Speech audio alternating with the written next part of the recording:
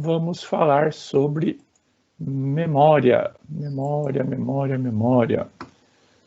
Esse é o nosso terceiro tema, né? Ou seja, seria a terceira semana, mas já estamos na quarta semana, em virtude lá do carnaval, mas basicamente é o terceiro post aí que vocês vão encontrar lá no blog da disciplina, tá bom? Então, a gente vai falar um pouquinho sobre a arquitetura e a organização da memória como um todo. Vamos lá? Acho que já temos aí um público bom, né? Então, podemos começar. Então, memória.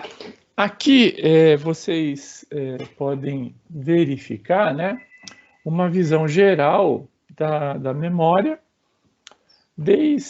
Então, a gente tem aqui duas partes, vamos falar assim, essa parte à esquerda aqui, que a gente fala memória, né, volátil, né, e está muito ligada ao que a gente chama de memória principal, tá?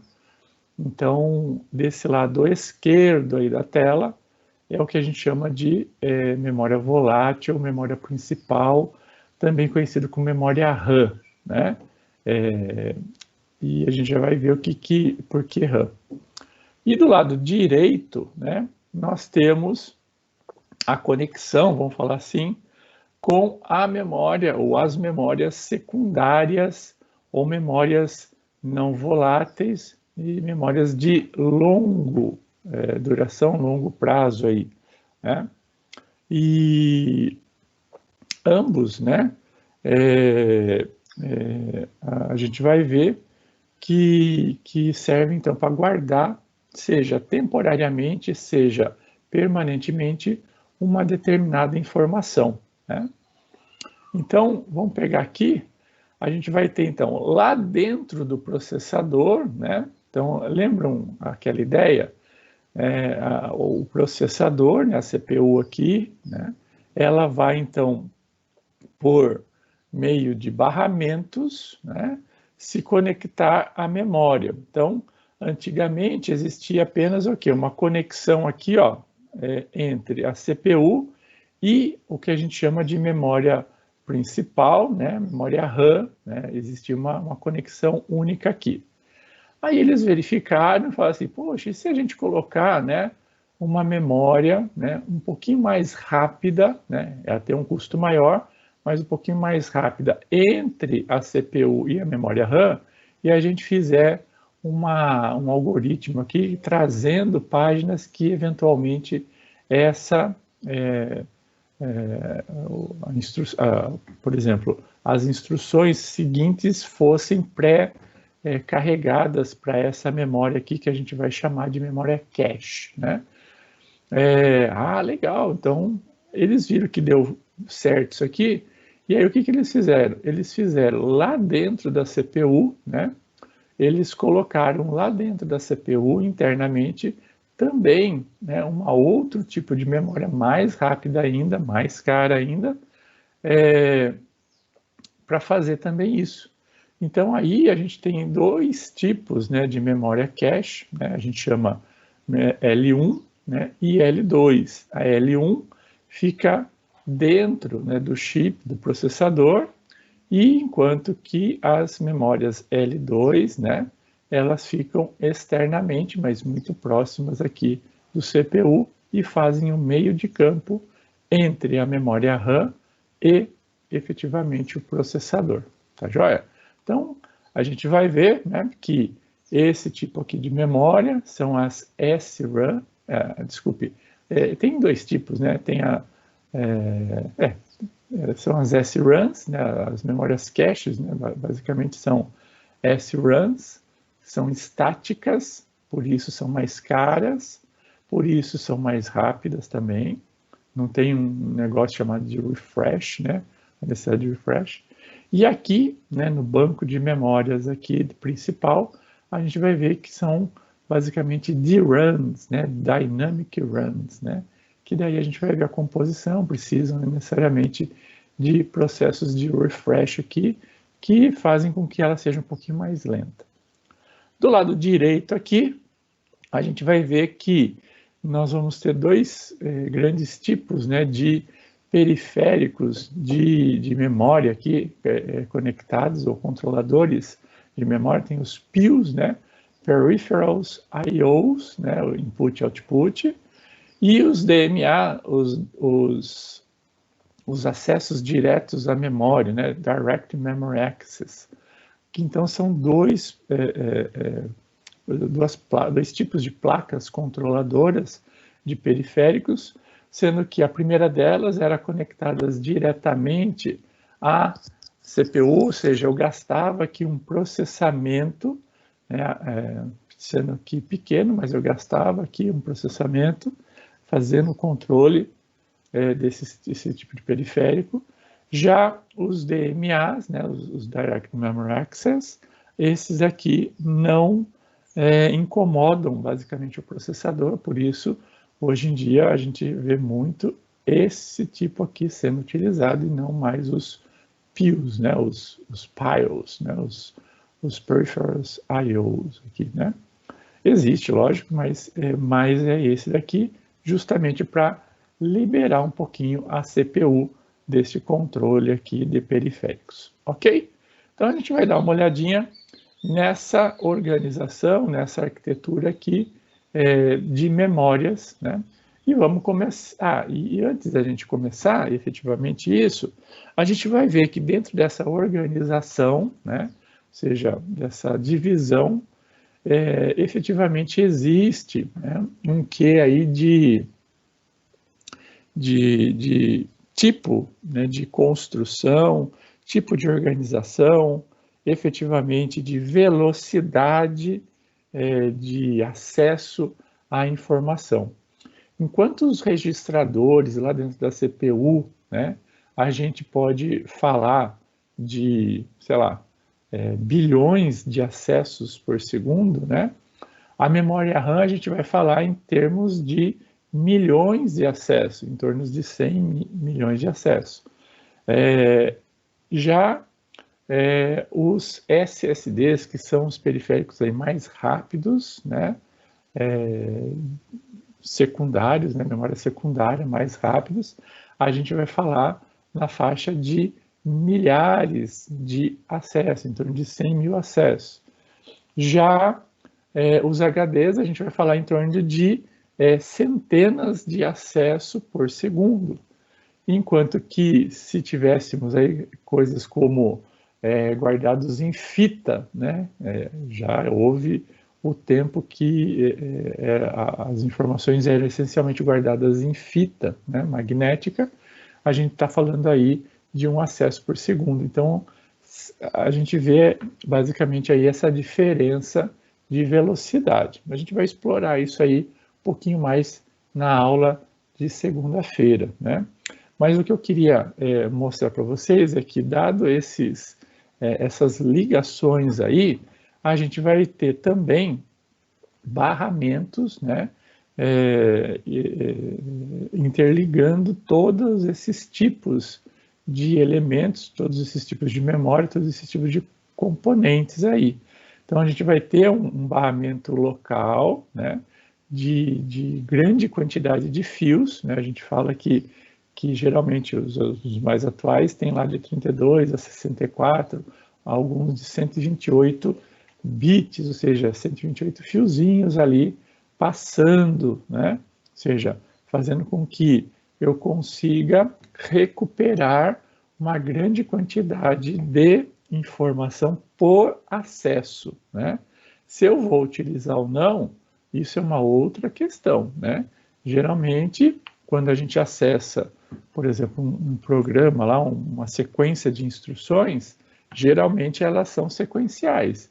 Então, se eu acessar muitas instruções por vez, isso vai facilitar a execução e eu não preciso ficar gastando muito tempo acessando a memória, buscando, né, fazendo o fetch da próxima instrução. Então, isso vem a agilizar um pouquinho mais o processo, né? A mesma coisa, as informações como um todo, né? Elas são organizadas essencialmente de maneira sequencial. E eu tenho também aqui, do outro lado aqui, as vias dos controllers, né? Vamos falar assim, dos controladores.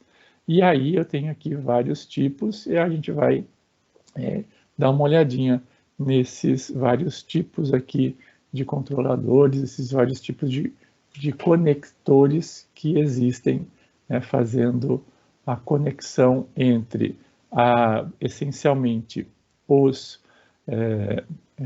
as unidades, né, de armazenamento secundários e a CPU e a memória RAM aqui.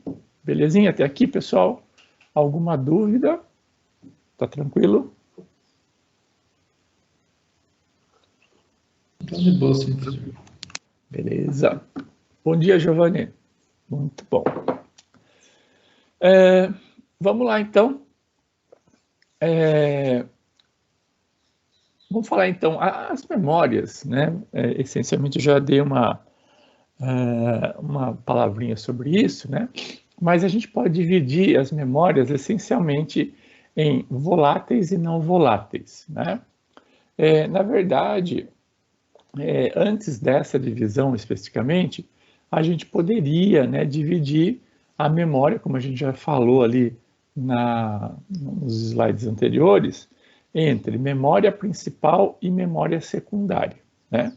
Então, a memória do computador, a memória dos computadores, de uma forma geral, e entenda que computadores, né, uma forma geral, a gente tem aí incluído aí os microcontroladores também, tá? A gente tem a memória principal e a memória secundária. Então, a memória principal, a gente tem isso porque está interna, né, dentro ali dos barramentos internos do computador, ou seja, na placa-mãe, muito próximo do processador, né? Então, ali dentro a gente tem uma grande divisão ali das memórias voláteis e não voláteis.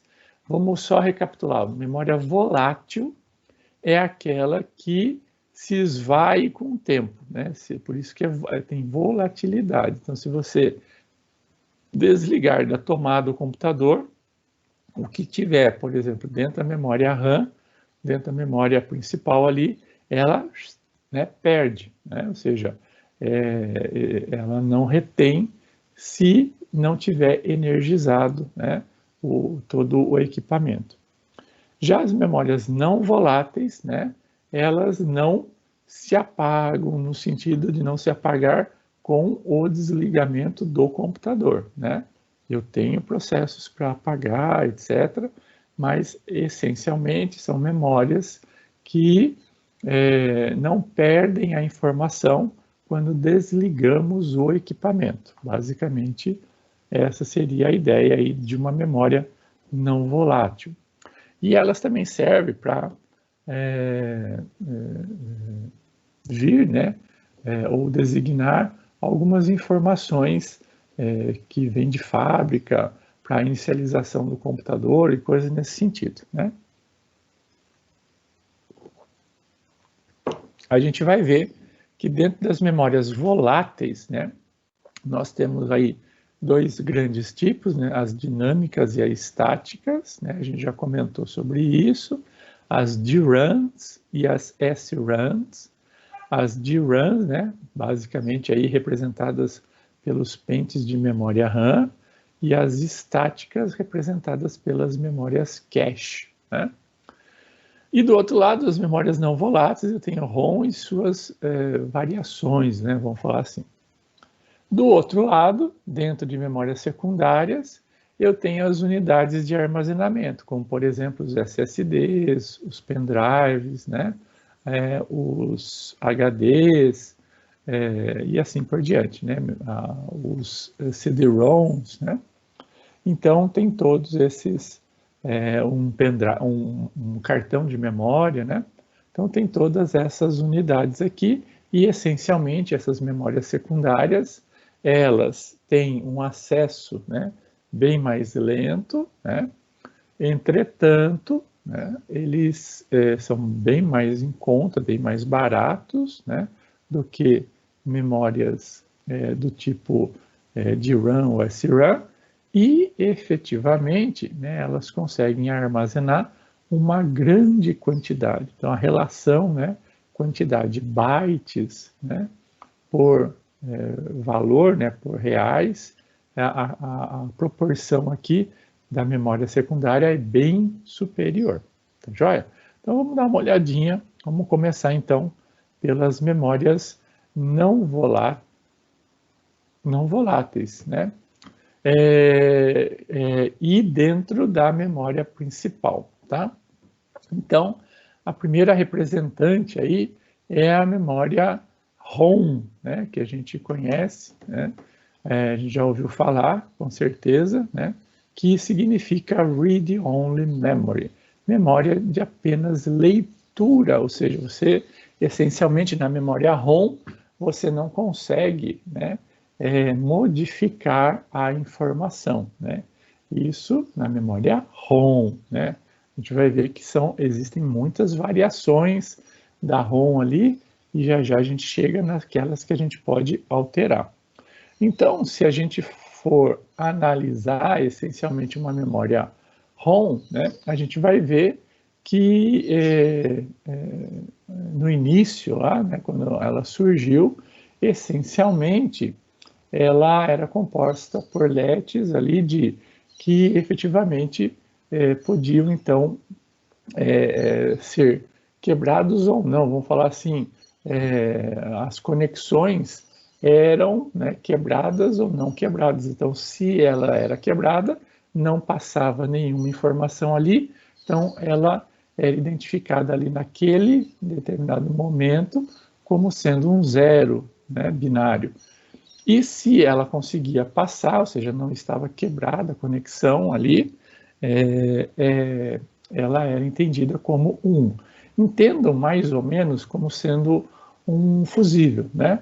Então, se você tem ali a quebra daquele fusível ali, o que acontece? Ela não consegue passar uma determinada informação.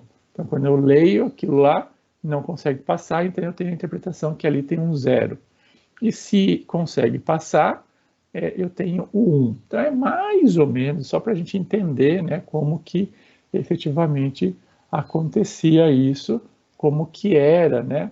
Então, essencialmente, né, eu tinha a construção, né, de memórias ponto a ponto, e depois, né, foram construídas, né, como se fosse máscaras. Então, para construir uma nova memória, então você fazia toda a definição de uma memória, né, colocava lá os bitzinhos, ou seja, se está rompido, se não está um determinado circuito ali, e aí o que acontece? Você faz uma máscara, né?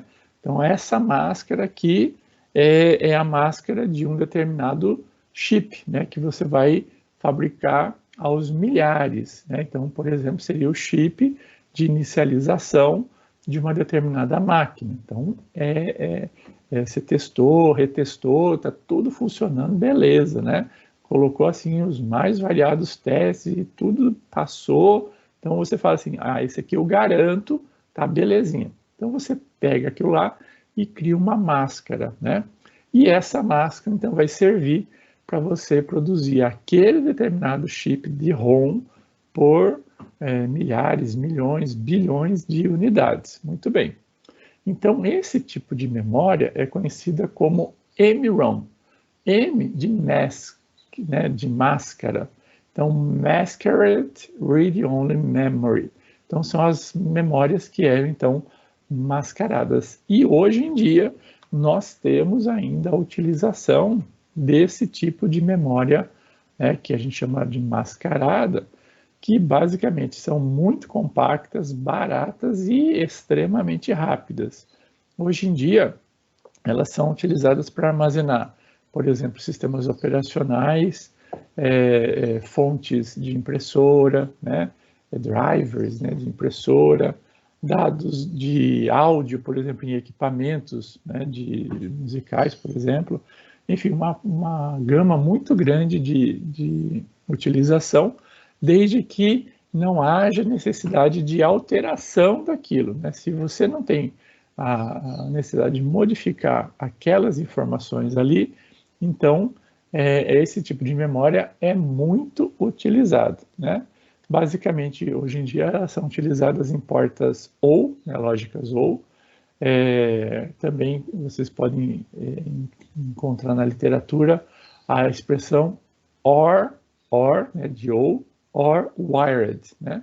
Então, são ORs, né, fundidas no fio, né, vamos falar assim, fundidas no metal, que efetivamente formam, então, esse tipo de memória, né, utilizada bastante hoje em dia também.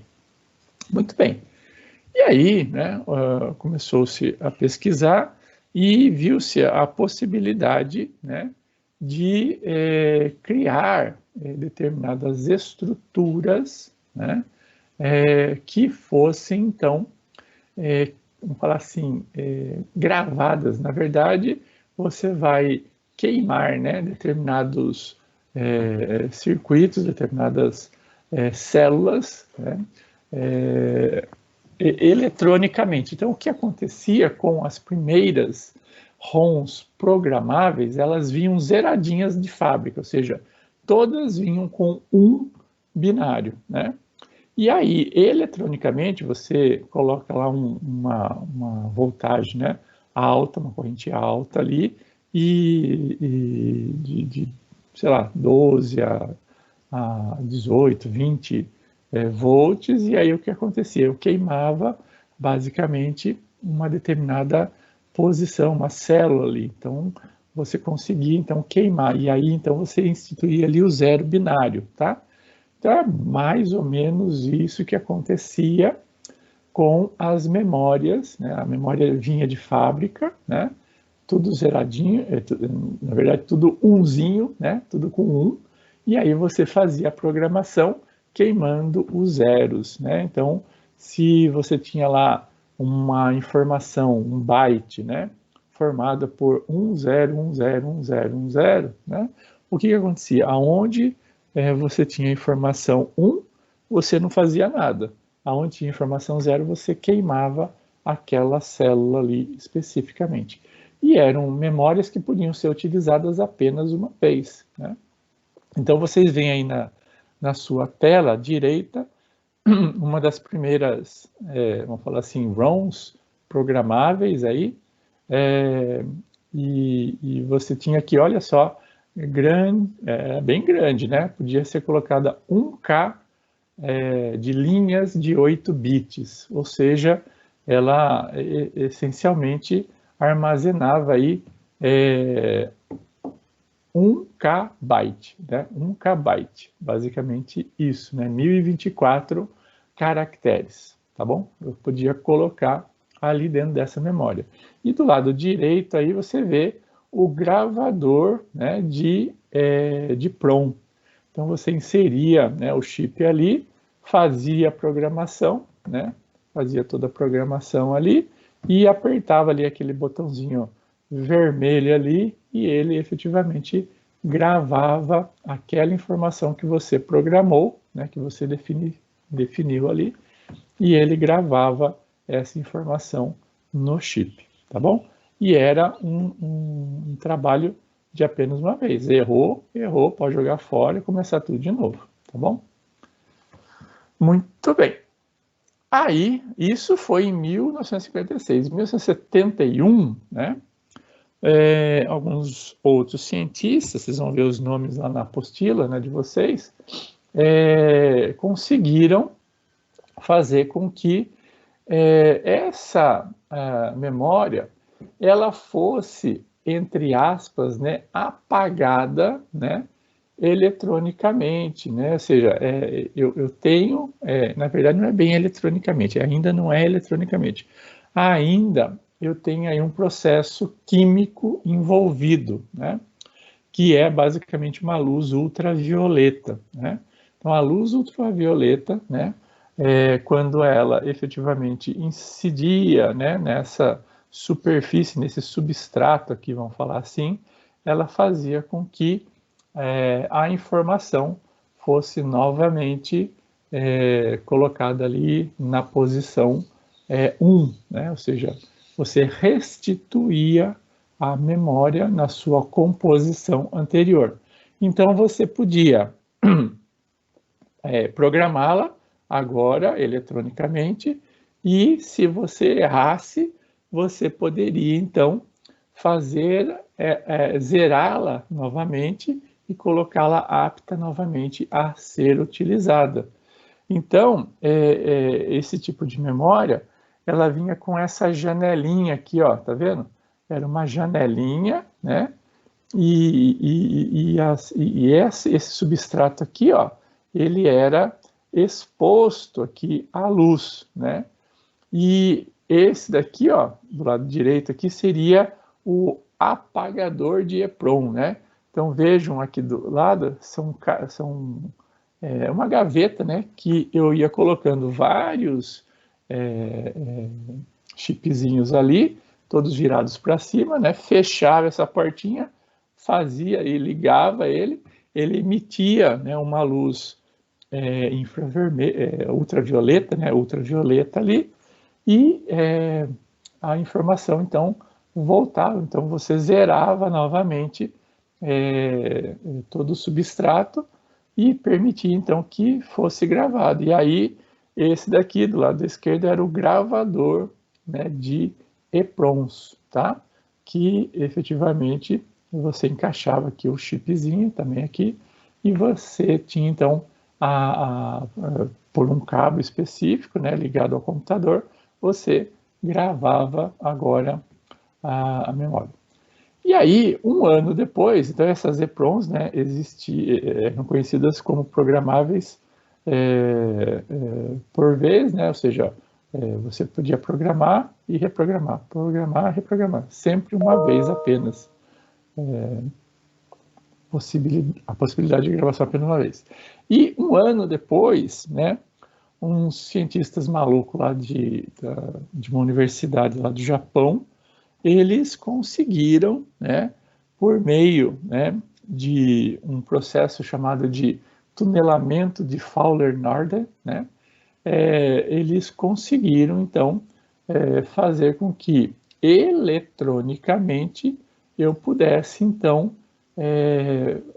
zerar, entre aspas, reprogramar efetivamente aquele substrato. Então, eu conseguia, no início, zerar eletronicamente e aí, em seguida, já programar, né? Colocar a informação que eu ali desejasse, né? Então, basicamente, zerava e automaticamente reprogramava, né? E aqui do lado direito, né, a gente vê uma EEPROM, né, agora é Electrically Erasable and Programmable Read-Only Memory, né? As EEPROMs, né, efetivamente, né, são a base, né, do que nós conhecemos hoje como memória flash, né? Então, elas é que efetivamente originaram as memórias flash, né, o que a gente vê aí como os cartões de memória, né, os pendrives e assim por diante. Então, essas EEPROMs aqui, você consegue, então, gravar, reprogramar, etc. É o que tem hoje em dia, por exemplo, na BIOS dos computadores, né? Na BIOS, eu consigo, então, reprogramar por uma operação de gravação única. Lembra que a BIOS, né, eu não consigo ficar gravando um pedacinho, não. Eu tenho que fazer o quê? Por exemplo, eu tenho que atualizar a BIOS. O que eu faço? Eu baixo, né, uma nova versão da BIOS e eu tenho que, numa única tacada, fazer a gravação. O que ela faz? Ela zera e grava novamente a BIOS, né? Ou seja, a informação programada, né, nova, né, programada da BIOS, né? E nessa tarefa, se eu não tomar muito cuidado, eu posso, por exemplo, perder, né, às vezes, dependendo do equipamento, eu posso perder o equipamento se houver alguma falha, né, nessa transmissão de regravação, né? Não consegue mais, por exemplo, inicializar aquele determinado equipamento. Então tem que tomar muito cuidado, né? Por exemplo, uma vez eu me lembro que eu perdi um notebook porque eu fui fazer a atualização da BIOS e eu esqueci de desligar o antivírus. Então, quando, né, o software de atualização de BIOS tentou acessar a BIOS, o antivírus falou assim, peraí, não vai não, né? E aí, né, quando você inicializa o processo, ele zera a BIOS, né? Então, a primeira tarefa é zerar a BIOS. E aí, ele zerou a BIOS, e aí o antivírus não deixou ele atualizar, né? Ou seja, colocar a nova informação. E aí, como essa BIOS era soldada na placa-mãe, eu perdi, né? Basicamente, o notebook, né? Foi-se lá, naquela época custava lá seus $1.000 lá, foi embora, né, por uma questão aqui de falta de atenção, né? Então tem que tomar muito cuidado. A grande limitação das memórias EEPROMs aí é o tempo e a quantidade de bytes, né, que efetivamente eu consigo guardar ali e efetivamente transmitir. É muito lento, mas efetivamente a gente consegue guardar de maneira perene. E aí, efetivamente, né, por meio desse processo químico-físico, né, eu consigo fazer aí tipicamente em torno de 1 milhão de reprogramações. É basicamente o que suporta hoje os pendrives, né? Você pode fazer ali aproximadamente 1 milhão de regravações, né? Passou de 1 milhão. Só que para passar de 1 milhão, gente, tem que ter regravação, hein? Se você fizer 100 gravações por dia, você ainda tem quanto? 100 mil dias, né? Ou seja, é bastante, hein? 10 mil dias, né? Então é muito dia, né, para você fazer gravações. Se você fizer 100 gravações, 100 atualizações por dia. Eu estou falando atualizações por célula, né? Não atualização, porque às vezes você faz uma atualização, você faz uma parte apenas do seu dispositivo, né? Você, por exemplo, você coloca um novo arquivo, você só atualizou aquele determinado elemento, você não atualizou todo ele, né?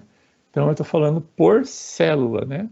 Então eu posso atualizar até 1 milhão de vezes uma determinada célula de memória ali, de unidade de armazenamento. E aí, né, em 80, né, aquela EEPROM migrou e foi criado então as memórias flash, né, basicamente, aonde eu tenho dois grandes tipos, né, aonde eu tenho a limpeza por bloco ou a injeção de elétrons. Hoje em dia se utiliza muito, né, essa injeção de elétrons aqui, e eu tenho aqui um exemplo de memória flash encapsulada, né. Basicamente, eu tenho dois tipos de construção. Eu tenho as construções por portas lógicas NOR, né, que a gente chama de flash NOR, e a outra organização por portas NAND, né, que são as flash NANDs, né. As memórias flash NOR, né, elas trabalham por linha de carga, ou seja, a gente chama isso em inglês de source line. Então é conectada em cada célula, enquanto que as memórias NAND, né, eu faço uma carga conectada a 8 células de uma só vez, né? Por isso que a gente chama de limpeza por bloco, tá bom? Então, o que isso permite, né? Basicamente, as memórias NOR, né, que têm acesso a byte ou palavra, e as memórias NAND fazem acessos por página. Então, você já deve ter entendido que as memórias NOR, elas são mais lentas, as memórias flash NAND são mais rápidas.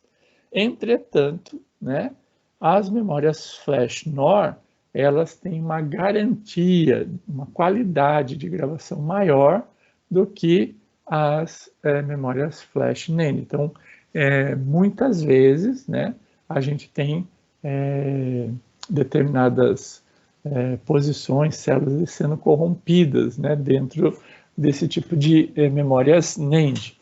Entretanto, elas são extremamente mais baratas do que as memórias NOR. Então, se vocês forem analisar e verificar, né, 99% dos pendrives aí comercializados, né, hoje em dia, são de flash NAND, né? Então a tecnologia está bem avançada, mesmo tendo aí uma possibilidade, né, de não ter aí ou ter, né, problemas, né, você tem um barateamento e uma velocidade que explicam aí a sua grande utilização. Então, o seu pendrive aí que você utiliza é uma memória flash NAND, tá joia? Muito bem. Até aqui tudo bem, pessoal? Entenderam aqui os vários tipos de memória ROM? Alguma dúvida nas memórias ROM? Então, a gente tem aí desde a ROM, né, até a EEPROM, né? E aí, no caso, as memórias flash. Tranquilo?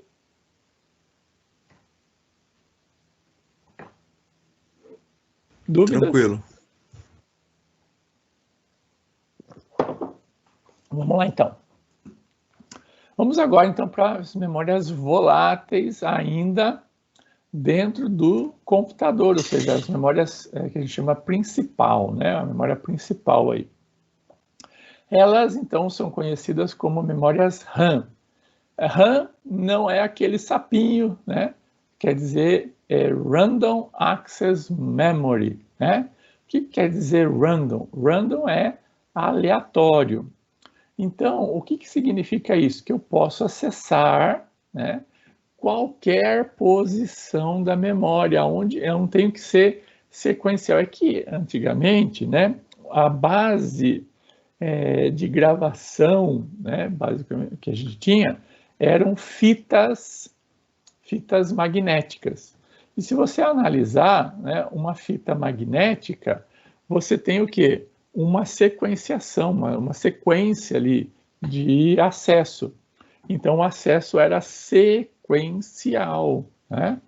Então, aí, com o surgimento dos discos e da memória desse tipo de acesso, né, primordialmente foram núcleos, né, onde eu guardava ali uma determinada corrente em um núcleo que eu polarizava ele, basicamente, né? Depois isso foi evoluindo, a gente vai ver como que isso está sendo guardado, né? Basicamente em transistores, né? Ou transistores. Antes, então, da memória RAM, né?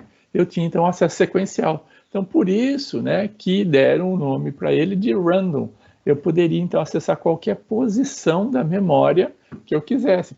Eu poderia, então, acessar, e ao acessar eu poderia gravar uma informação ou recuperar uma determinada informação. Então, por isso o random aí, de access memory.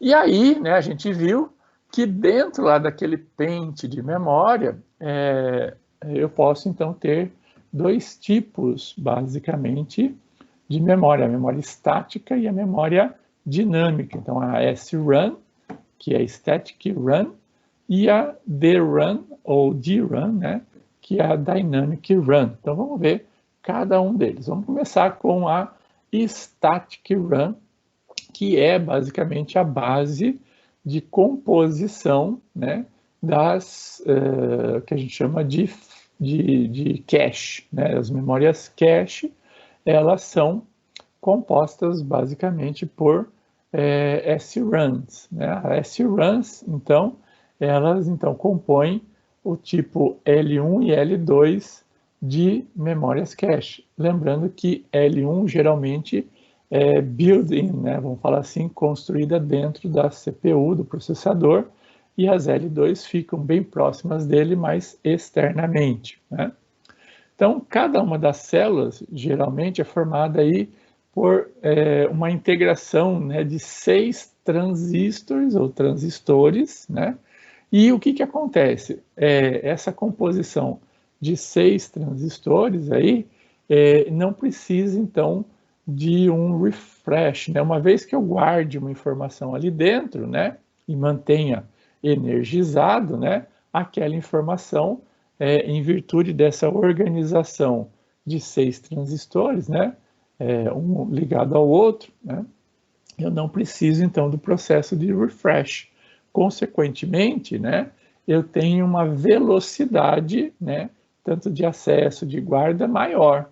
Consequentemente, o espaço necessário para guardar uma mesma quantidade de informação, quando comparada a uma memória, por exemplo, de RAM, né, vocês vão ver que é bem superior, porque imagina só, colocar aonde eu coloco, né, apenas um transistor, né, aqui vou ter que colocar 6 transistores, então eu tenho uma área bem maior por célula, né?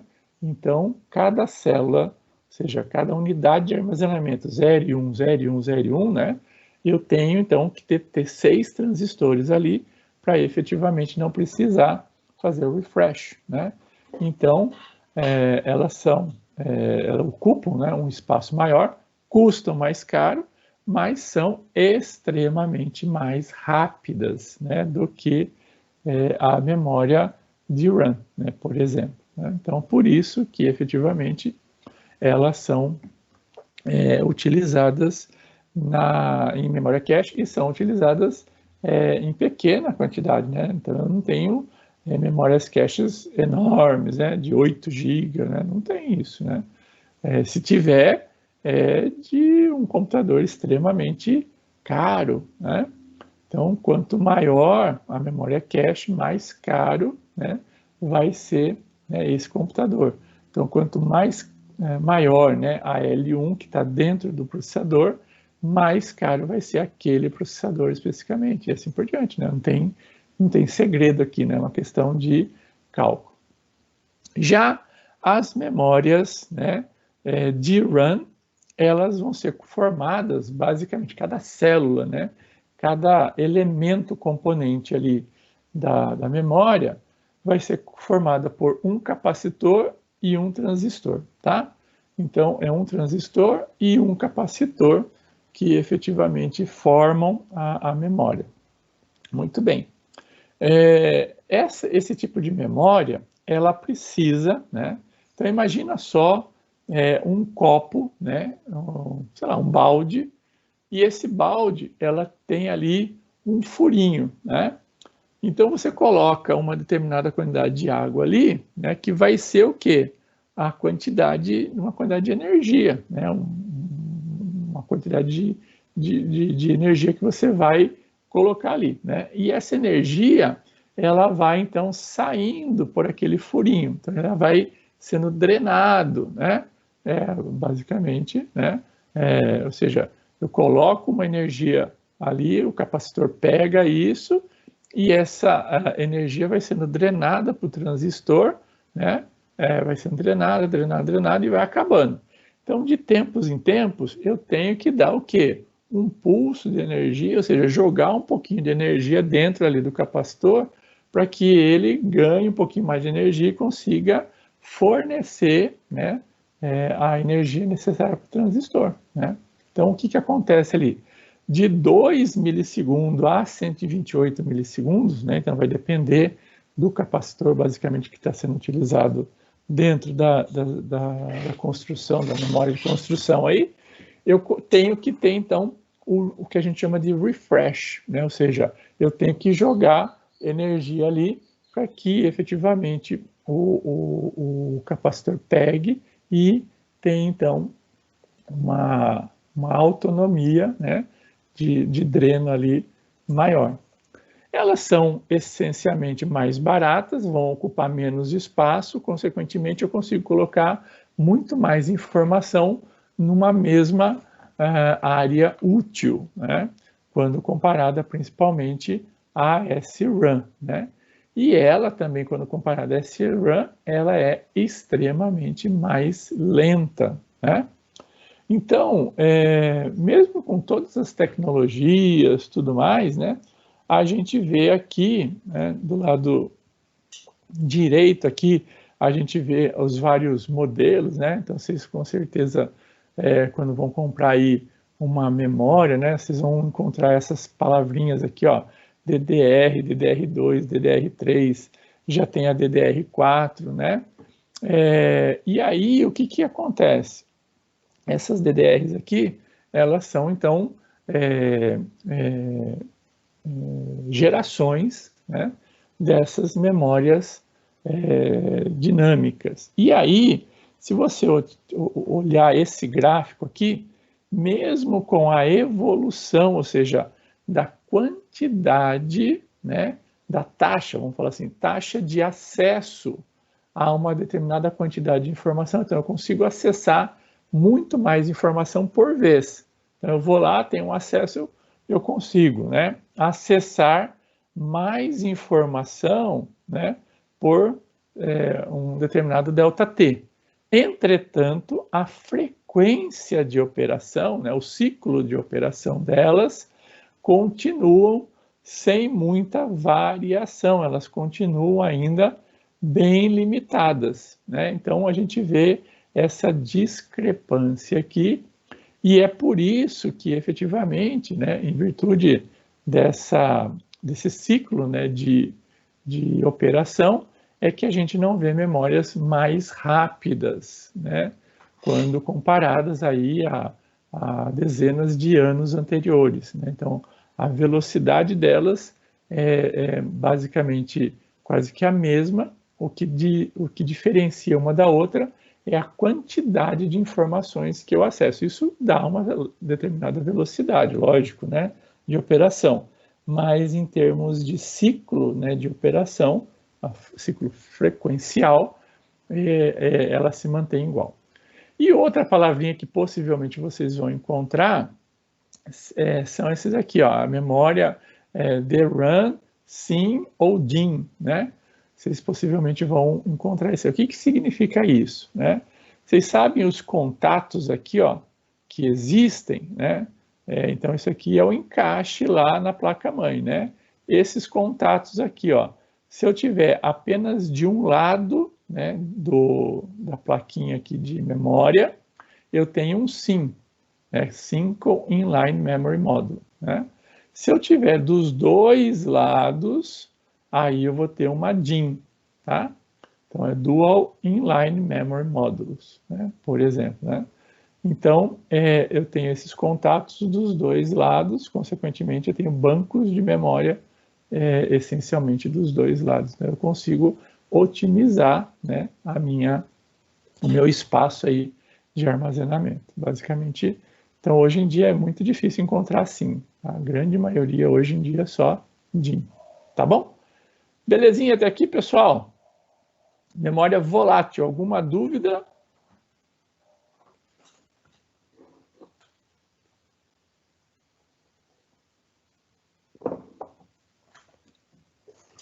Top. Então, beleza. Vamos lá.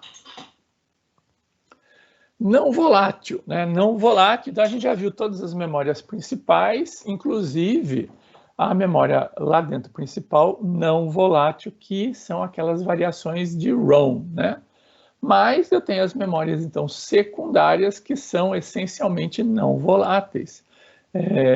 Eu desconheço memória secundária que seja volátil, tá? Não existe. Então, as memórias secundárias são unidades de armazenamento, né, de longo período e grande quantidade, e são bem mais baratas do que as memórias que estão dentro lá, né, da caixa, né, vamos falar assim, presas ali na memória, desculpe, na placa-mãe, ou bem próximas do processador, tá joia? Que a gente vai chamar de principal aqui. Então, as memórias secundárias, elas estão afastadas, né, são unidades à parte que a gente vai plugar, né, na memória, na placa-mãe, e efetivamente utilizarmos aí como uma unidade de armazenamento de grande quantidade de informação e de longo período, né? Aí alguns exemplos, disco rígido, pendrive, cartão de memória e assim por diante, tá? Vamos dar uma olhadinha então nessas memórias secundárias. A primeira que a gente vai ver, que é muito comum, é o disco, né, magnético, E aqui do lado esquerdo eu coloquei apenas para título de ilustração, né, a fita magnética, né, que já foi muito utilizada, né. Eu me lembro que quando eu comprei o meu primeiro computador, eu guardava, né, os programas, etc., na minha fita cassete, né? Não sei se vocês já viram uma fita cassete, né? Mas tinha lá o gravador de fita cassete, né? E aí você conectava o gravador ao computador e aí aquele barulho lá, pi, pi, pi, pi, pi, pi, pi, pi, pi, né? Igual o modem, né? Que ele basicamente guardava então, né, a informação ali de maneira magnética, ou seja, sobre aquele óxido ferroso, né, que tinha ali na fita magnética. Eu então fazia a indução, basicamente, né? Se eu fizesse a indução para um lado, era então o 1. Se eu fizesse a indução magnética para o outro lado, seria o 0. E assim, basicamente, eu ia gravando zeros e uns, e dependendo, né, da cabeça, né, de leitura e gravação, eu poderia, ao mesmo tempo, gravar, por exemplo, 1 byte, né, ou seja, 8 bits. Então, eu tinha ali 8 trilhas, basicamente, que eram formadas. Então, existiam vários tipos de fitas magnéticas.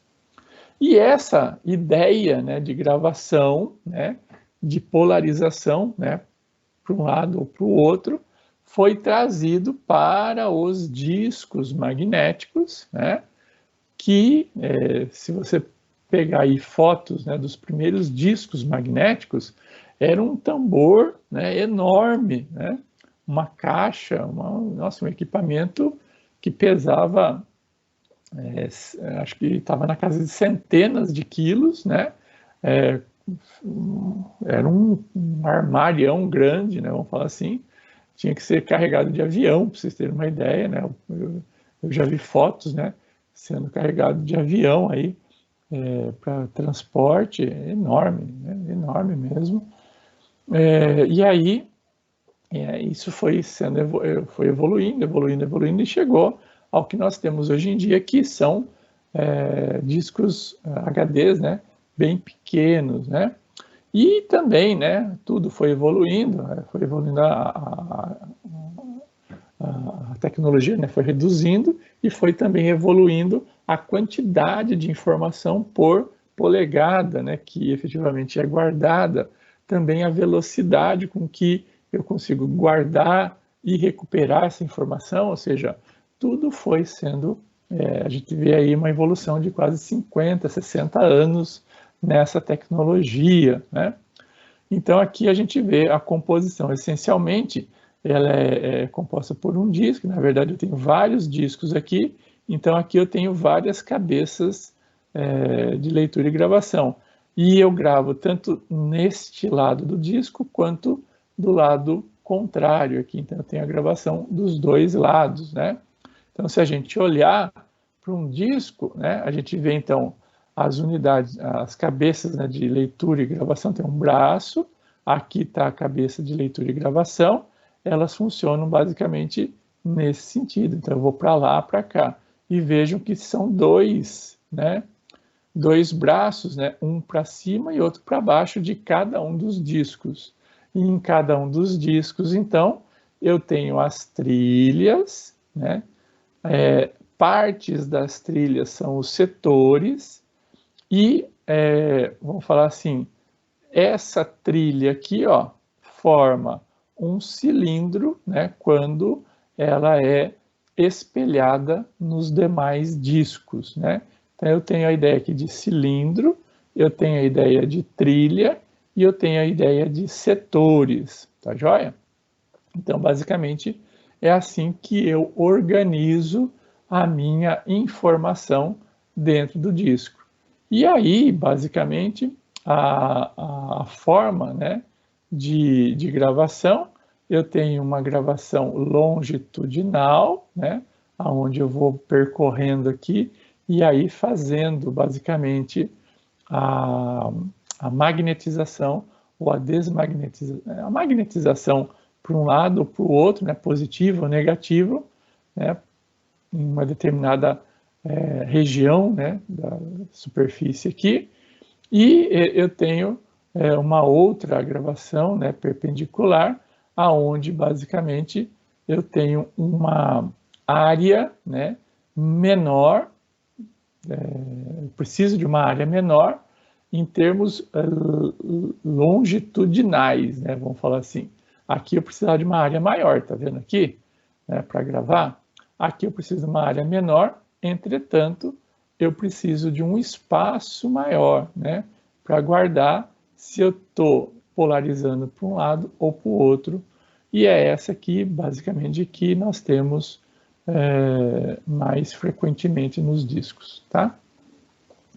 Então, a gente tem aqui a cabeça de leitura e gravação, e basicamente, se ela está gravando, então ela está polarizando, seja positivamente ou negativamente, né, uma determinada região deste disco aqui. Basicamente isso que ela faz.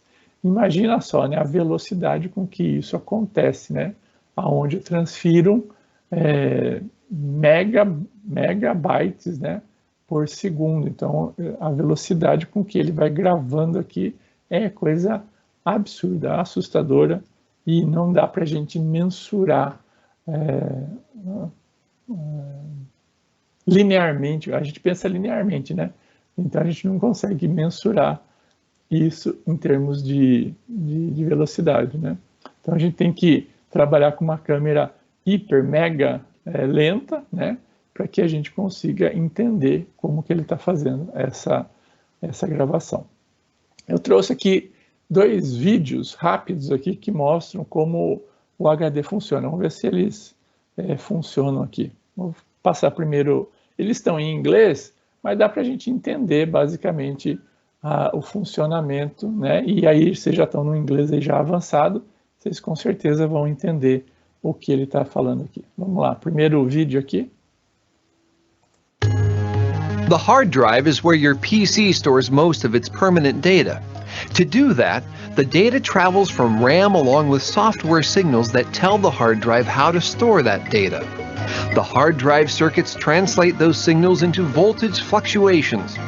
These in turn control the hard drive's moving parts, some of the few moving parts left in the modern computer. Some of the signals control a motor which spins metal-coated platters. Your data is actually stored on these platters. Other signals move the read-write heads to read or write data on the platters. This machinery is so precise that a human hair couldn't even pass between the heads and spinning platters. Yet it all works at terrific speeds. Então vocês veem que efetivamente esses pratos viram, né, com uma alta velocidade, e aí esse movimento que ela vai para lá e para cá, né, ela consegue trabalhar em toda a dimensão do prato. Então ele está girando assim, e isso aqui, né, se movendo para lá e para cá, eu consigo então acessar todas as regiões aí, né? Então é basicamente isso. Vamos ver agora como que isso acontece, né? Como que essa gravação acontece. Let's look at what we just saw in slow motion. When a brief pulse of electricity is sent to the read-write head, it flips on a tiny electromagnet for a fraction of a second. The magnet creates a field, which changes the polarity of a tiny portion of the metal particles which coat each platter's surface. A patterned series of these tiny charged-up areas on the disk represents a single bit of data in the binary number system used by computers. Now, if the current is sent one way through the read-write head, the area is polarized in one direction. If the current is sent in the opposite direction, the polarization is reversed. How do you get data off the hard disk? Just reverse the process. So it's the particles on the disk that get the current in the read-write head moving. Put together millions of these magnetized segments and you've got a file. Now, the pieces of a single file may be scattered all over a drive's platters, kind of like the mess of papers on your desk. So a special extra file keeps track of where everything is. Don't you wish you had something like that? É fantástico, né? Então foi uma evolução. Então isso aqui não foi criado do dia para a noite, né? Ou seja, isso foi todo um processo de evolução. Os primeiros discos, né, eram extremamente lentos, né? Guardavam pouquíssima informação, e a coisa foi evoluindo, evoluindo, evoluindo, os materiais, né, foram sendo modificados. Internamente aqui, são basicamente embalados a vácuo, né, ou seja, eu não posso ter nada ali de poeira, nada, né, porque imagina só a sensibilidade que trabalha isso tudo, né. É a mesma coisa, por que um HD para de funcionar se você dá um soco aqui no computador ou efetivamente derruba, né, o HD no chão? Porque olha só a sensibilidade disso, gente. Então, quando você derruba, né, ele tem ali alguns sistemas anti-choque e tudo mais, mas às vezes não é suficiente, então a cabeça de leitura e gravação pode bater no prato, né, e aí efetivamente danificar tanto a cabeça quanto o próprio setor ou cilindro ou alguma coisa que esteja envolvida ali no prato, né? Por isso que a gente às vezes perde a informação. Belezinha, pessoal? Então, além, né, dos discos, né, nós temos também os cartões de memória, né, os pendrives e os, hoje em dia, muito comuns, né, de serem encontrados aí, os SSDs, que estão gradativamente substituindo, né, os HDs, né, os hard drives, aí, né, são os State Storage Drives, né, ou SSDs. Então, basicamente, todos esses elementos aqui, ó, eles funcionam, né, naquele princípio, né, de uma EEPROM, né? Lembram, né? Electronic Erasable Programmable ROM, né? Ou seja, as memórias flash. Então, eles funcionam basicamente na mesma ideia. Fale, Wagner. Professor, então, vamos supor, se eu tenho um HD de 1000 GB e um DDR4 aí de 4 GB, e eu quiser deixar, assim, para mim, vamos supor, quando eu estiver rodando um programa ou abrir um programa, quiser deixar mais rápido, eu tenho que colocar mais DDR4. Aumentar o giga desse DDR4, seria isso? Ou no caso seria o processador? Então, olha só o que você está falando ali. O DDR4, né, geralmente é uma memória, é a memória, não é isso? Memória principal. Isso. Então, o que vai acontecer? Eu tenho a memória de longo prazo, memória secundária, que está lá no seu HD. Você tem lá o seu processador, e você tem do lado do seu processador a memória principal. Então, você falou que tem quanto de DDR4? 4 GB. Então, 4 GB de memória, né? Então, quando você executa um programa, o que ele faz? Ele pega do seu HD, leva para a memória RAM, então ele carrega o programa e efetivamente começa a execução. Vamos imaginar que esse seu programa, né, seja muito grande e o espaço de memória que ele alocou para esse programa não seja tão grande, tá? Então, o que ele vai ter que começar a fazer? Ele tem que começar a fazer o quê? O que a gente chama de swap, né? Ou seja, ele põe uma parte do programa aqui, executa, quando ele precisa de uma outra parte, o que ele faz? Ele pega, transfere novamente e aí ele fica nessa transição. Você se lembra que a memória, o disco, a gente está falando de disco, né? Você se lembra que o disco aqui, né, ele tem uma velocidade aproximadamente aí de 100.000 vezes menor do que a memória principal. Então, ele vai ficar um pouco lento se ele tiver que fazer essa constantemente, né, essa atualização lá na memória RAM, né? E aí a memória RAM, DDR, vai então trabalhar com o processador ali para executar. Então, o que acontece? Às vezes, né, não é sempre que acontece, se eu aumentar a minha memória RAM, eu posso então aumentar a velocidade de processamento, né, porque mais informação vai poder vir do HD para a memória RAM e, consequentemente, eu posso, então, trabalhar só ali entre a memória principal e o processador. Eu não tenho que acessar uma memória extremamente lenta como é o HD. Entendeu? Entendi. Então, eventualmente, a atualização de memória pode te dar aí um computador novo, às vezes, né? Ou seja, fazer com que ele se torne bem mais rápido. Mas não necessariamente, tá? Porque às vezes os programas que você está executando não são tão pesados e efetivamente o que está acontecendo realmente é o processador que é lento, né? Mas às vezes, geralmente resolve uma boa parte aí dos problemas de velocidade. Eu acho que é um processador que é ruim, o AMD. Mas a AMD é o quê? É o 3. Ryzen, uma coisa assim, Ryzen. Não é lá o processador mais ideal, né? Eu acho que é ele que é ruim. Então tem aí problema de memória, que é pouca, tem o problema do processador também. E aí uma outra forma de você acelerar isso é você colocando entre o HD e entre a memória principal um SSD. Então, por exemplo, você compra um SSD de 128 GB, coloca ali por um sistema operacional e 1 ou 2 programas que você executa muito, tá? E o restante você continua lá no HD, tá? Então, quando você executar, né, ligar o computador, o sistema operacional não vai carregar do HD, vai carregar do SSD. Então, ele vai carregar muito mais rapidamente, né? Então, a gente vê que uma EEPROM na casa ali é bem mais lenta do que a memória principal, mas ela é extremamente mais rápida do que um HD, né? Então, você consegue também bons resultados colocando um SSD. Então, tudo vai depender de como você vai trabalhar isso. Belezinha? Beleza, obrigado.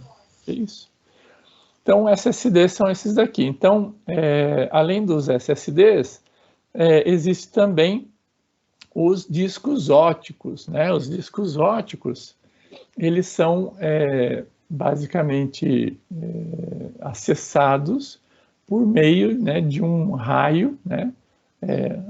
Raio laser, né? Na verdade, é um infravermelho aqui, né? Que efetivamente ele é emitido, né, sobre a superfície, e você tem, então, basicamente, né, um sistema de refração, né, refração de luz, né, onde você emite e aí você tem um sensor muito próximo que vai me dar, então, se aquele raio foi captado ou não. Então, imagina só uma determinada... tá vendo a superfície aqui? Então, você tem o disco aqui, dentro aqui do disco você tem, então, trilha, e um disco, né, ele tem uma trilha única que começa aqui no centro, vai até o final, tá? É como se fosse aquele disco de vinil, tá? O disco de vinil, ele tem uma trilha única do começo ao fim. Então, os discos, os compact discs, né, os CDs aí de vocês, eles têm uma trilha única também. Então, ela começa aqui e vai até o final. Muito bem. Nessa trilha, né, como vocês estão vendo aqui as trilhas, eu tenho então o quê? Determinadas posições, né, que tem uma entrada aqui na superfície, né, ela é basicamente queimada, né, e outras que são bem lisas, tá vendo? Então eu tenho sulcos, né, ou seja, lugares onde existe, né, alguma ação ali, né, corrosiva, e outros que são extremamente lisas. Então, o que vai acontecer com o raio quando ele atinge uma superfície lisa? Então, ele atinge aqui, ele vai ser refletido exatamente, né, diretamente para aquele lugar que vai captar aquele sinal. Então, você tem um emissor e tem que ter um captador. Se ele bate, então, em um lugar da superfície, né, que é extremamente liso, né, então aquele raio, né, vai ser refletido, geometricamente, ou seja, vai ser refletido, né, ou seja, aquele sensor, aquela fotocélula, vamos falar assim, vai captar aquele raio. Entretanto, quando ele atingir esse sulco aqui, o que vai acontecer? O raio, né, ou seja, aquela luz, ela vai fazer uma dispersão. Ela não vai, ela até vai refletir ali, mas uma intensidade muito pequena. Então ela vai ir para todos os cantos aqui e não vai, né, ser refletida extremamente intensa, né, para aquela posição da fotocélula ali, daquela célula que tem a ideia de captação. Então, o que acontece, né? Aonde eu refletir aqui e conseguir captar, vai ser o 1. Aonde eu não conseguir, vai ser o 0. Então, é assim que, efetivamente, as informações estão guardadas, zeros e 1, zeros e 1, zeros e 1, ou seja, sulcos e não sulcos, né? Superfície lisa e algo que foi corroído, né? Basicamente aqui, seja quimicamente ou fotoquimicamente, né? Então é assim que acontece. Então você tem isso aqui girando numa extrema velocidade e eu tenho ali basicamente a leitura, né, de bits. Então imaginem só, é impensável, né? Como é que como é que chama os mais atuais aí? Tem o DVD e agora os como é que é? Me ajudem aí. Tem o CD, depois o DVD, agora esses novos aí são o que mesmo? Não lembro o nome também, esqueci. É Blu-ray, professor? Blu-ray, isso. Os Blu-rays aí são ainda, ou seja, tem uma quantidade, né, obrigado Anderson também, de informação que eles conseguem captar por vez, né, que vai dar a qualidade da imagem, né, muito maior. Mas imagina só, gente, ele está passando sobre uma trilha aqui, né, que está então pegando bit a bit, 0 e 1, 0 e 1, 0 e 1, 0 e 1, 0 e 1. Então, imagina só, um pontinho da tela, sei lá, você está trabalhando com 16 bits, né? Então são 16 zeros e uns que ele está captando para formar um pontinho da tela. Se sua tela é 4K, né? Imagina só a quantidade de pontinhos que eu tenho, né? 4 dá 4.000 e 24, 48, 96, 4.096. Nossa Senhora, é muita coisa. 4 milhões aproximadamente.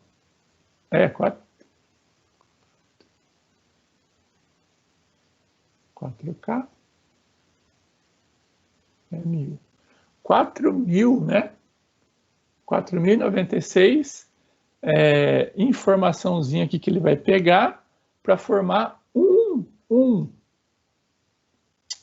desculpe, 16 que ele vai pegar para formar e para formar a tela toda, né? Vamos fazer aqui a conta rápida.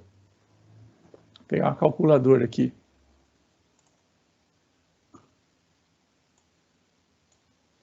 Uma tela, né, de 4K, o próprio nome que já está falando, né, 4K. Então é 1024, que é 1K, vezes 4 igual 4.096 pontinhos para formar uma tela. Estou achando muito pouco isso. Sabe por quê? Porque uma tela de 800 por 600, ó,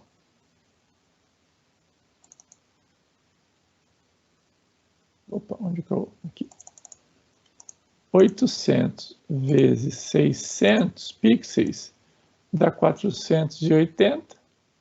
Então, 1024 vezes 800, 139. Então, é 4 milhões. 4 milhões e 96 mil pontos para formar uma imagem. E eu tenho que colocar ali um Blu-ray, ele trabalha basicamente com 30 frames, aproximadamente 30 frames por segundo. Então, em 1 segundo, ele vai jogar 30 imagens para você na sua televisão, formada por 4 milhões de pontos, que cada ponto tem 16 bits. É inimaginável, não é? É coisa assim absurdamente inimaginável. É coisa de maluco. E aí, vamos fazer um resuminho aqui rápido, né, das memórias, né, para a gente continuar e ver um pouquinho sobre os processadores. Então é rápido aqui. Vamos lá. In many ways, our memories make us who we are. Deixa eu aumentar o som aqui, mas tem a tradução aqui embaixo. Não sei se vocês estão conseguindo ver, né? Mas é em inglês, mas esse aqui tem a tradução. Helping us remember our past, learn and retain skills, and plan for the future. And for the computers that often act as extensions of ourselves, memory plays much the same role. Whether it's a 2-hour movie, a 2-word text file, or the instructions for opening either, everything in a computer's memory takes the form of basic units called bits, or binary digits. Each of these is stored in a memory cell that can switch between 2 states for 2 possible values, 0 and 1. Files and programs consist of millions of these bits, all processed in the Central Processing Unit, or CPU, that acts as the computer's brain.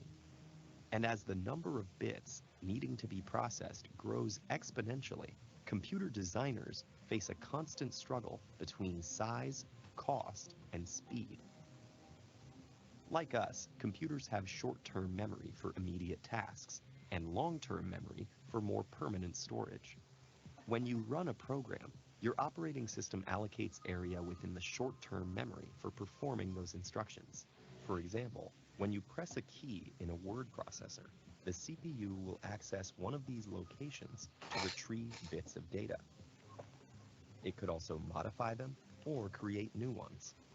The time this takes is known as the memory's latency. And because program instructions must be processed quickly and continuously, all locations within the short-term memory can be accessed in any order, hence the name random access memory. The most common type of RAM is dynamic RAM, or DRAM. There, each memory cell consists of a tiny transistor and a capacitor that store electrical charges, a 0 when there's no charge, or a 1 when charged. Such memory is called dynamic because it only holds charges briefly before they leak away, requiring periodic recharging to retain data. But even its low latency of 100 nanoseconds is too long for modern CPUs. So there's also a small, high-speed internal memory cache made from static RAM. That's usually made up of 6 interlocked transistors, which don't need refreshing. SRAM is the fastest memory in a computer system, but also the most expensive, and takes up 3 times more space than DRAM. But RAM and cache can only hold data as long as they're powered. For data to remain once the device is turned off, it must be transferred into a long-term storage device, which comes in 3 major types.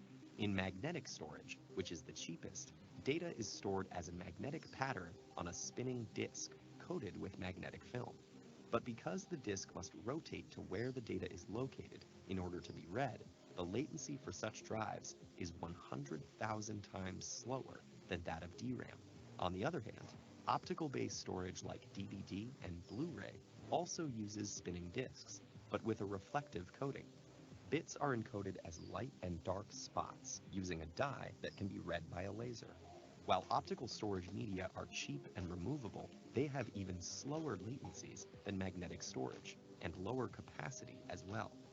Finally, the newest and fastest types of long-term storage are solid-state drives, like flash sticks. These have no moving parts, instead using floating gate transistors that store bits by trapping or removing electrical charges within their specially designed internal structures. So how reliable are these billions of bits? We tend to think of computer memory as stable and permanent, but it actually degrades fairly quickly. The heat generated from a device and its environment will eventually demagnetize hard drives, degrade the dye in optical media, and cause charge leakage in floating gates. Solid-state drives also have an additional weakness. Repeatedly writing to floating gate transistors corrodes them, eventually rendering them useless. With data on most current storage media having less than a 10-year life expectancy, scientists are working to exploit the physical properties of materials down to the quantum level in the hopes of making memory devices faster, smaller, and more durable. For now, immortality remains out of reach for humans and computers alike. Muito bem. Então, aquilo que a gente chama de memória durável, né, ela tem as suas limitações, como vocês viram aí no finalzinho, né, eventos, né, externos podem, né, também eu não comentei sobre isso, né, mas eventos externos podem fazer com que as informações que estejam ali guardadas sejam comprometidas, né. Então, por exemplo, você pegar um HD, né, e aproximar um campo magnético, ou então uma temperatura muito alta, você pode desmagnetizar e, consequentemente, perder toda a informação que ali dentro existe, né? Muito bem. A mesma coisa acontece com um pendrive, né? Se você colocar não num campo elétrico, né? Mas basicamente em alta temperatura, tá bom? Muito bem. Agora vamos falar um pouquinho, né, mais rapidamente aí das interfaces, né, que existem. As interfaces são os meios de ligações, principalmente, né, desses equipamentos, né, de longa duração, né, de grande quantidade, né, como HDs, DVDs, etc. Ali dentro, ou melhor, conectados a memória, a placa-mãe, né? Então, a conexão da placa-mãe a esses equipamentos, eles têm o quê? Interfaces, né, ou seja, barramentos específicos. O primeiro, né, que surgiu foi o IDE, né, que é o Integrated Drive Electronics, né, que depois, né, começou a ser conhecido como ATA, né, que é o Advanced Technology Attachment, né? Então, esses conectores aqui, ó, não sei, era muito comum antigamente, né, de conexão. Ele foi lançado em 1986, né, por volta de 1986, conectando ali os HDs. Basicamente, ele tem aqui, se vocês contarem aqui, 40 fios, né, sendo que 16 são utilizados para enviar e receber dados paralelamente. Então, são cabos aqui, ou seja, uma conexão paralela, né? Então não pode ter uma distância muito longa, senão começa a perder informação. Então são aqueles flatzinhos, né? Cabos flats, né? Bem flat no sentido de chato, né? Bem parece uma folha de papel, né? Flexível, né? A quantidade de fiozinhos que tem aqui. E ele trabalha, né, permite, né, uma mesma interface, pelo menos 2 discos sejam conectados naquele esquema de mestre-escravo, né? Mas isso aqui, hoje em dia, é muito difícil de ser encontrado, né? A IDE ela foi substituída principalmente pelo SATA, né, que é um Serial AT, né, Advanced Technology Attachment. Então, é um ATA serial, né? Basicamente, a ideia é essa. Então, consequentemente, de paralelo para serial, então eu tenho o quê? Uma quantidade de fios menor. Então, aí eu tenho 7 fios apenas de conexão. Então, hoje em dia, né, se vocês olharem seu HD, possivelmente seu HD é conectado com um um SATA, né? Então, você tem ali 7 fios. Ele também pode ter aquele princípio de hot swap, né? Ou seja, você conecta com ele ou desconecta com ele ligado, então ele não tem problema. Então, eles tem várias gerações, várias versões de SATA que vão diferenciar basicamente em termos de velocidade, né? Tem um outro, né, conhecido como SCSI, né, Small Computer System Interface. Ele também serve, né, para conexão, principalmente aí no caso externa, né, de equipamentos, né, foi padronizado em 86 e ele permite até 15 dispositivos conectados, identificados por uma ID específica que trabalha dentro ali do controlador do SCSI deles, né? Também tem várias versões, várias velocidades. Não é comum encontrar mais isso aqui hoje em dia. Tem o SAS, né? Que seria basicamente uma evolução do SCSI, que é paralela, que ele é serial. E o que acontece? Você consegue, então, ó, você tem uma mesma conexão e vários plugs, você consegue, numa única conexão, colocar aí pelo menos 4 equipamentos, né, diferentes, né? Consegue também uma maior velocidade e ele também é um hot swap, né? Hoje em dia está começando a evoluir e a ser utilizado cada vez mais, né, as placas, né, controladoras via fibra, né? A fibra, ela permite, né, uma velocidade extremamente mais rápida. Então, é muito comum se ver, né, equipamentos, né, principalmente de storage, né, ou seja, de armazenamento de grande quantidade de informação, sendo ligado, né, externamente por fibra, né? Então, você tem ali uma velocidade na ordem de gigabits por segundo, é extremamente rápido e está cada vez mais acessível. Isso que era muito caro antigamente, hoje em dia está bem mais acessível. Uma outra conexão que vocês com certeza utilizam bastante, né, é o USB, né, Universal Serial Board, né, que ele tem ali na sua conexão 4 fios, basicamente, 2 de alimentação e um par diferencial. A alimentação típica é de 5 volts, né, e os pinos ali variam de 0,5 ampere, né, USB 1, a 0,9 ampere no USB 3.0, por exemplo, que é o que nós temos mais hoje em dia, né? E uma variação do tipo 3, do USB 3.0 é o 3C, né? Que hoje em dia está muito frequente nos smartphones, né? E outros equipamentos. Por exemplo, você pega aí equipamentos da Apple, você tem esse conector aqui sendo utilizado muito frequentemente, né? Então, você tem aqui os fios, né? São os 4 fiozinhos aqui, né? Então, você tem o terra, né? Você tem lá o 2 para dados e tem o de energia, né? Basicamente, essa é a ideia de um USB.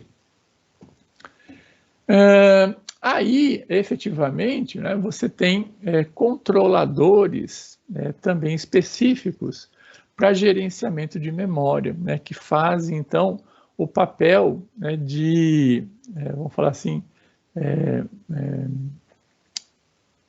pré-fetching, né, aquilo que ele vai buscar, vai se antecipar.